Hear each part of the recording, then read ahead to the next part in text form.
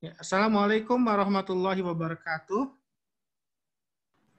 Waalaikumsalam warahmatullahi wabarakatuh. Nahmaduhu wa nasta'inuhu wa nastaghfiruh wa na'udzu billahi min syururi anfusina wa min sayyiati a'malina may yahdihillahu fala mudhillalah wa may yudlilhu fala hadiyalah. Asyhadu an la ilaha illallah wahdahu la syarikalah wa asyhadu anna Muhammadan abduhu wa rasuluh la nabiyya ba'da. Alhamdulillah, pujian itu hanya untuk Allah Subhanahu wa taala.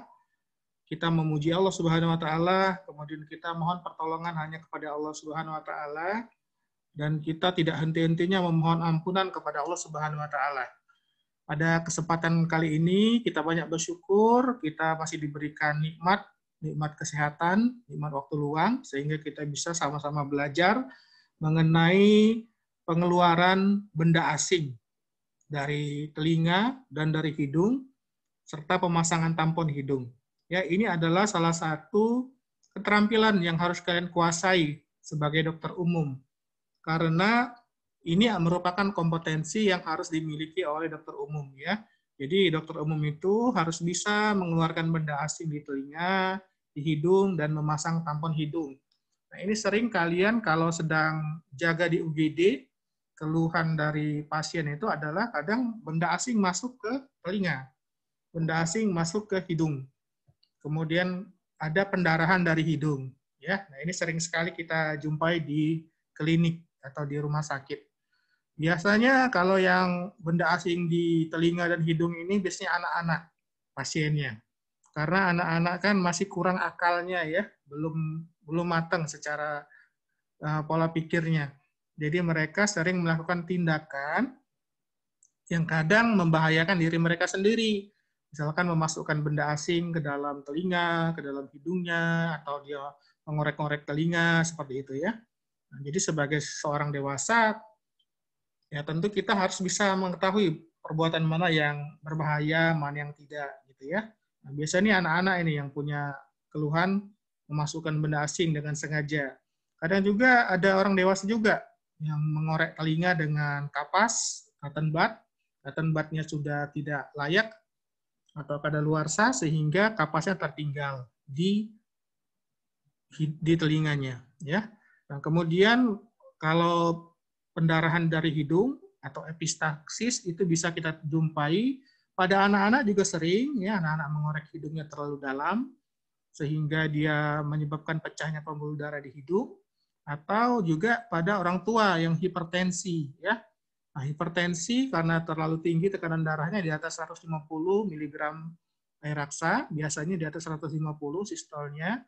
Nah, itu akan menyebabkan pecahnya pembuluh darah. Itu masih sangat beruntung, ya, pecahnya di hidung, bukan pecah di otak.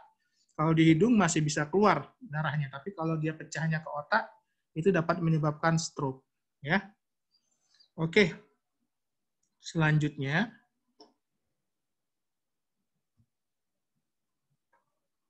Nah, ini ada beberapa masalah kita mengeluarkan benda asing dari telinga, ya. Misalkan pada anak itu dia tidak kooperatif, sangat ketakutan anak ini, ya. Kemudian telinganya sudah edema atau sudah bengkak. Nah, ini biasanya pada kasus-kasus otitis eksterna, ya. Otitis eksterna yang disebabkan difusa biasanya, ya, disebabkan oleh terlalu sering mengorek telinga. Sehingga kalau ada kapas atau bahan yang tertinggal di dalamnya, nah, bekas dia mengorek itu bengkak, edema, sehingga itu akan menyulitkan kita untuk mengambil barang yang tertinggal di dalam telinganya, ya. Kemudian benda hidup. Nah, kadang-kadang ini juga benda hidup bisa masuk ke telinga. Nah, ini pada orang-orang yang sering tidur di lantai, ya. Jadi sering tidur di lantai atau kamarnya tidak sering disemprot dengan racun serangga. Kadang-kadang benda hidup seperti kecoa, ya, kemudian semut itu bisa masuk ke dalam telinga. Nah, kalau bendanya hidup tentu dia akan sulit karena dia bisa menghindar, bisa masuk semakin dalam, ya, ke dalam telinga. Nah, jadi kalau dia bendanya hidup itu harus dimatikan dulu.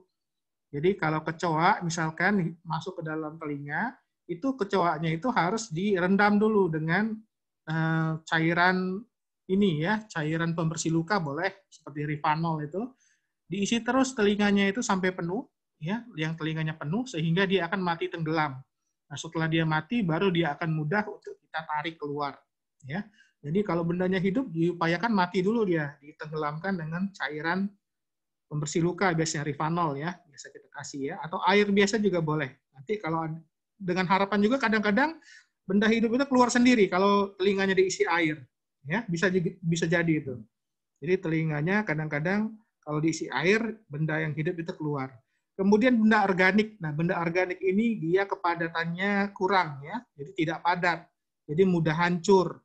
Kemudian sulit untuk dikeluarkan kalau benda organik, apalagi dia lengket dan gagal. Kadang-kadang ya pengalaman, kemudian pengetahuan, sama skill ya itu masih kurang untuk dokternya kadang-kadang ya, sehingga ini menyebabkan kegagalan. Nah, ini kita harus atasi ini masalah-masalah penyulit ini ya.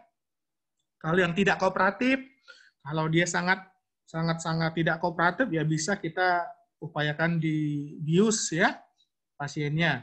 Atau kalau dia anak kecil harus dipegang dengan erat, difiksasi, jangan sampai dia ini ya. Nah, kemudian kalau benda hidup tadi dimatikan dulu, benda organik ya tidak bisa diapa-apakan ya. Kemudian skill yang perlu kita asah terus. Kita harus selalu meningkatkan skill kita dengan latihan ya dan pengalaman. Nah, ini tadi, pasien tidak kooperatif kalau dia banyak bergerak, nah itu bisa berisiko merusak membran timpani dan struktur telinga tengah ya. Jadi kalau dia bergerak, mungkin alat yang kita pakai untuk mengambil itu bisa mencederai membran timpani sehingga merusak struktur telinga tengah. Jadi kalau pasiennya anak-anak harus dipegang, benar-benar dipegang. Walaupun dia jerit-jerit nggak apa-apa, menangis nggak apa-apa. Yang penting dia tidak bergerak, kepalanya harus difiksasi. Jadi harus difiksasi atau dipegang dengan erat kepalanya. Ya. Kemudian tadi binatang yang masuk, benda hidup, bisa berupa serangga. Ya. Nah itu harus dimatikan. Jadi bisa dengan tampon basah ya atau diteteskan cairan ya. Nah, cairan sampai penuh yang telinganya itu kemudian dia akan mati dalam 10 menit, mati tenggelam. Dengan dia mati tersebut, dia tidak akan bisa bergerak lagi sehingga akan lebih mudah untuk dikeluarkan. Nah, kemudian setelah binatang itu mati baru kita irigasi dengan air hangat atau kita ambil dengan pinset ya. Bisa juga dengan irigasi kita lakukan spooling atau penyemprotan telinga. Nah, kemudian ini benda mati ya berupa baterai jam. Nah, ada anak-anak yang iseng-iseng dia masukkan baterai jam yang kecil, ya. Baterai jam kecil itu bisa dimasukkan ke dalam hidung atau ke dalam telinga. Nah, baterai jam ini dia kalau kita tahu baterai jam jangan basah, nggak boleh basah, nggak boleh telinganya dikasih air. Karena baterai jam itu mengandung zat korosif, ya. Bisa kalau dia basah makin bertambah efek korosifnya, bisa menyebabkan iritasi pada membran atau selaput kulit di dalam telinga. Ya. Nah, kemudian kalau benda besar dapat ditarik dengan pengait serumen. Ya, kalau bendanya besar itu dan padat ya terutama, nah, itu dapat ditarik dengan pengait serumen. Ya, misalkan kapas ya. Ini sering di telinga ini kapas ya tinggal ya. Nah, kemudian kalau benda kecil diambil dengan cunam panjang. Jadi nanti kita tunjukkan alatnya. Itu seperti mulut buaya atau aligator ya. Jadi ujungnya lancip, kemudian bisa memegang benda yang kecil ya. Nah, inilah yang harus kita pahami dulu. Apa penyulit untuk dilakukan ekstraksi dari corpus alienum ini ya. Nah, komplikasi dari benda asing ini bisa dia menyebabkan otitis eksterna karena benda asingnya itu menyebabkan peradangan ya. Jadi kalau dia tidak diambil, benda asingnya itu akan menyebabkan reaksi benda asing di telinga. Nah, maka dia akan terjadi peradangan dan infeksi bisa jadi. Kemudian bisa jadi merusak telinga tengah dan telinga dalam. Baik itu komplikasi dari benda asingnya itu sendiri atau komplikasi waktu usaha untuk mengeluarkan benda asing tersebut. Ya. Nah, kemudian otitis media itu dapat timbul oleh komplikasi dari benda asing ini kalau dia menembus atau merobek membran timpani, ya. Nah, kalau dia ada membran timpani yang robek, jelas ada hubungan antara telinga tengah dengan telinga luar. Padahal normalnya tidak ada hubungan, ya. Harus dibatasi oleh membran timpani. Nah, ini tadi tekniknya yang harus kita kuasai. Kalau bendanya hidup, ya, dimatikan dulu bendanya itu. Ya, bendanya dimatikan dulu. Kemudian baru setelah dia mati, ya, ini ada cairan Rivanol, ya, tahu yang warna kuning itu, ya. Nah, untuk membersihkan luka itu ditetesi cairan itu sampai penuh telinganya. Ya, sehingga dia akan mati tenggelam. Biarkan 10 menit. Setelah 10 menit baru dia akan lebih mudah ditarik. Terutama kecoa, ya. Kecoa itu kalau dia takut mungkin dia akan semakin masuk ke dalam liang telinga, bisa merobek membran timpani kalau dia tetap hidup. Makanya harus segera dibunuh. Kemudian kalau tidak kooperatif, anak, ya, itu harus dipegang seperti itu pegangnya.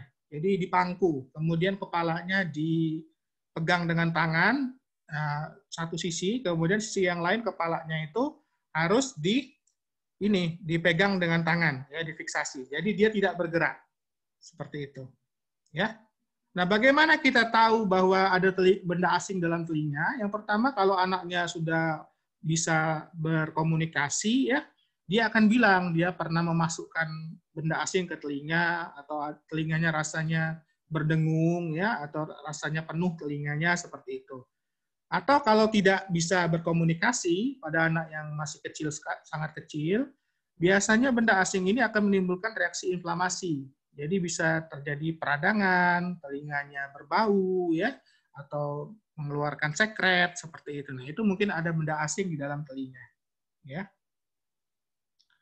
Nah, teknik pengeluaran benda asing ini alatnya pertama bisa menggunakan air bersih, ya. Jadi kita lakukan irigasi. Jadi dengan kita mengalirkan air ke sepanjang ini, ya, sepanjang lubang telinga luar ini, ya, liang telinga luar. Nah, itu airnya tersebut akan nanti menabrak membran timpani kalau dia masih utuh, ya. Nah, kemudian dia akan mengalir kembali. Nah, aliran baliknya inilah yang nanti akan mengirigasi atau membawa benda-benda asing keluar dari liang telinga, ya. Nah, air yang digunakan harus air bersih, ya, air yang sudah dimasak dan suhunya hangat, suhu tubuh. Suhunya 37, 36 gitu, ya. Jangan air dingin atau air biasa. Karena itu bisa menyebabkan orang sakit kepala atau vertigo, ya. Jadi kalau menggunakan air dingin itu menyebabkan pasiennya bisa sakit kepala atau vertigonya kambuh bisa. Jadi usahakan air hangat-hangat kuku sekitar 36, 37 derajat. Kemudian selain dengan air, kita bisa mengeluarkan benda asing ini dengan menggunakan pinset, ya. Nanti ada macam-macam gambar pinsetnya, ya. Nah, ini pinset ada yang kecil, ya, ada pinset yang besar, ya. Nah, pinset itu waktu dia masuk ke dalam liang telinga harus dalam posisi tertutup. Nah, jangan dalam posisi terbuka. Jadi kita tekan dulu pinsetnya sehingga dia masuk dalam posisi tertutup. Nah, setelah dekat dengan benda asing yang kita mau ambil, baru buka sedikit dan dijepit. Ya, jangan dimasukkan ini seperti gambar di bawah ini dimasukkan dalam posisi terbuka. Nah, itu bisa mencederai liang telinga, ya, kiri dan kanannya itu bisa cedera. Kemudian selain pinset kita juga bisa ngambilnya dengan cotton bud, ya. Kalau bendanya benda organik tadi yang lengket, ya, seperti serumen atau apa gitu, ya.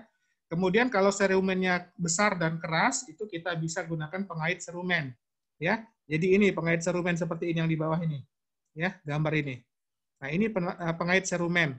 Nah, ujungnya itu membengkok, ya. Nah, jadi waktu dimasukkan, kita ujungnya itu harus kita sejajarkan dengan ini, dengan benda asingnya, ya. Jadi menyamping. Nah, setelah dia melewati benda asing, baru ujungnya kita putar. Nah, sehingga ujungnya itu akan mengait ini, mengait benda asingnya, ya. Atau juga bisa gunakan cunam atau pengait benda asing, ya. Nah, ini gambarnya. Ya, yang A ini sama yang B, ya. Ini B, yang ini B, ini A, ya. Nah, yang sebelah kiri ini namanya forceps alligator. Jadi cuma ujungnya aja yang bisa kebuka. Nah, jadi dia itu waktu masuk posisinya jangan kita tarik, ya. Jadi kalau kita tarik, kita renggangkan ininya tangannya ini, dia akan membuka. Tapi kalau kita tekan, ya seperti kita menekan gunting, maka dia akan tertutup. Nah, jadi waktu posisi masuk, dia harus tertutup ujungnya ini, ya. Nah, jadi jangan ditekan, ya. Dimasukin aja, kemudian dibuka sedikit kalau udah sampai, baru tekan lagi, ya. Kemudian dia akan menutup. Nah, ini biasanya ada pasangannya yang namanya ini, ya, spekulum hidung. Ini untuk hidung, ya. Spekulum telinga ada juga. Ini untuk hidung. Ini spekulum hidung namanya. Nah, kemudian yang C ini pinset, bayonet, dia bentuknya melengkung, ya. Nah, kemudian ada hook ekstraktor, ini kayak gini, ya. Ini bisa kita dapatkan di toko-toko kesehatan, ada, ya. Sekira harganya 20 ribuan satu, kira-kira, ya. Jadi sebagai seorang dokter kita harus punya ini untuk persiapan kalau ada orang yang mau minta tolong pada kita, ya. Nah, ini serumen. Serumen ini adalah bahan organik yang dihasilkan oleh kelenjar rambut, ya, sebum, ya, kelenjar minyak yang ada di dalam telinga. Nah, biasanya serumen ini ya kita bersihkan setiap sepekan sekali, ya. Jadi membersihkan telinga itu bagusnya sepekan sekali saja, jangan lebih dari 2 kali atau 3 kali sepekan, ya, karena bisa menyebabkan otitis eksterna, dia bisa bengkak. Nah, serumen ini kalau sudah lama tidak dibersihkan, nah dia akan mengeras. Nah, ini akan menghalangi suara masuk ke dalam liang telinga, yang akan menyebabkan telinga itu menjadi kurang mendengar, ya. Nah, jadi kalau dia serumennya ini keras, bisa kita langsung ambil dengan hook extraction, ya. Bisa kita ambil dengan hook extraction. Nah, tetapi kalau dia terlalu keras, dapat menyebabkan lecet kalau dia terlalu keras, ya, melecet atau membuat luka pada liang telinga waktu kita mengeluarkan. Nah, kita bisa tetesin nitrogliserin. Nah, nitrogliserin ini obat tetes telinga untuk melunakkan serumen. Ini ada di apotek, ya, kita resepkan dulu pada pasien, disuruh beli nitrogliserin tetes telinga, ya. Nah, kemudian nanti setelah ditetesin selama 5 hari, baru nanti dia akan lunak, sehingga bisa kita spooling atau kita irigasi dengan air bisa, ya, menjadi lebih lunak dia. Atau teteskan minyak zaitun juga bisa selama beberapa hari dalam telinga, sehingga dia akan menjadi lunak dan mudah untuk dikeluarkan, ya. Nah, ini tadi penggunaan cunam pengait, ya. Nah, ini waktu dia masuk, yang pengaitnya ini dia harus tegak lurus dengan serumennya, ya. Jadi kita tegak luruskan searah dengan ini, ya. Kira-kira jam 3 atau jam 9, ya. Nah, kemudian setelah dia masuk, putar ke arah jam 6. Ya, kalau kita dari atas. Ya, biasanya lebih aman dari atas ini kita masukin dari atas, ya.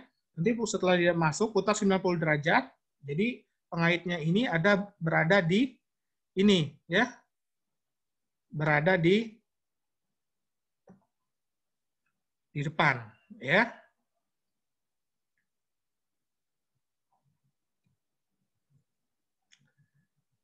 Nah, kemudian kita lanjut. Tadi pengeluaran dengan telinga, ya. Nah, ini, ya. Pengeluaran benda asing yang padat, ya. Nah, jadi kita putar sampai dia ini tegak lurus bukan sejajar dengan serumennya. Nah, kemudian baru ditarik keluar, ya. Nah, ini biasanya sangat mudah kita lakukan, ya.